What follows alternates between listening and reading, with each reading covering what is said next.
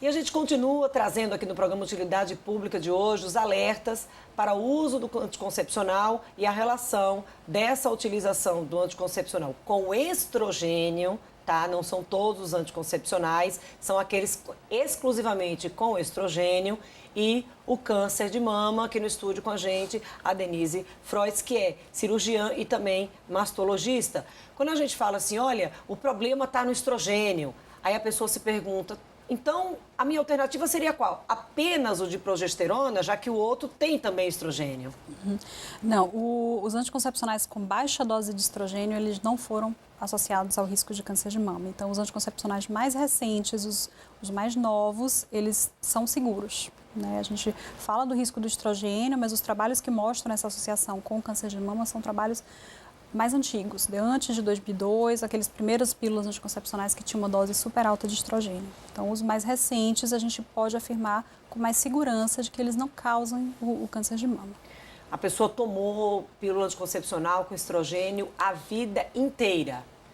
E aí ela resolve parar de utilizar a pílula com estrogênio exclusivamente. A partir de quanto tempo ela deixa de correr o risco, o estrogênio deixa de fazer efeito no organismo, que haja essa relação com o câncer de mama? Ou não existe isso? Depois de 10 anos que a pessoa para de usar a pílula anticoncepcional, o risco é igual ao de qualquer outra mulher.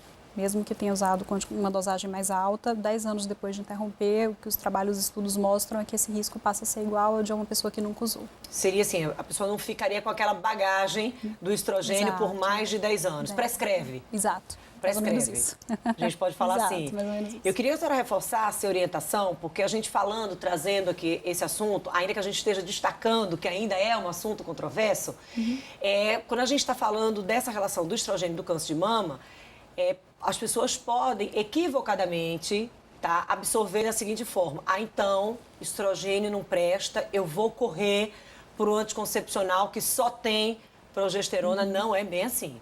Não, com certeza não é assim. Como eu falei, os anticoncepcionais combinados, estrogênio com progesterona, são mais eficazes para evitar uma gravidez indesejada.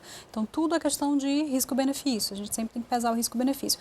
E se usar um anticoncepcional com dosagem mais baixa, esse risco, ele não é comprovado, né? Óbvio que assim, é um assunto polêmico, um assunto que ainda tem muito que ser estudado, mas hoje o que a gente tem é a pílula usada com a dose de estrogênio baixa, ela é muito eficaz em termos de prevenir uma gravidez que seja indesejada e, ao mesmo tempo, não tem nada provado de que interfira no risco de câncer de mama. Inclusive, reduz o risco de câncer de ovário. Então, existe também uma outra vantagem, né?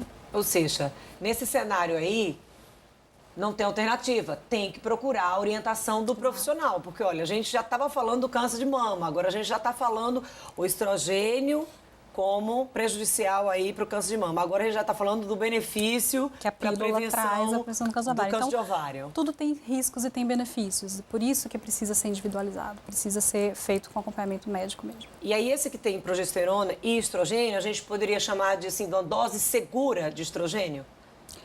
Os mais recentes, sim. Então, uma dose até 0,03 miligramas de estrogênio é uma dose considerada segura. Quando você fala assim, o mais recente, sim, eu espero que os mais recentes sejam os que estejam sendo prescritos, né? Sempre se opta por dar a menor bagagem, dose hormonal possível. E é comum as pessoas procurarem o consultório já com o diagnóstico, dizendo assim, olha, pelo uso durante muito tempo do estrogênio, sem ter essa informação? De que ele pode causar o câncer de mama?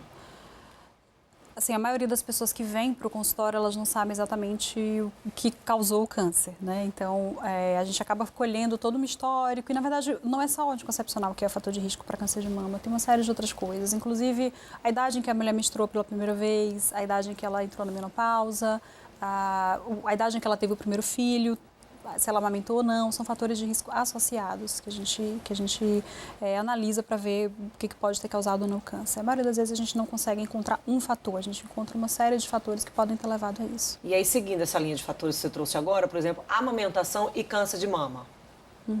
Tem alguma relação? Tem. A amamentação, ela protege, quanto maior o tempo de amamentação, maior a proteção para o câncer de mama.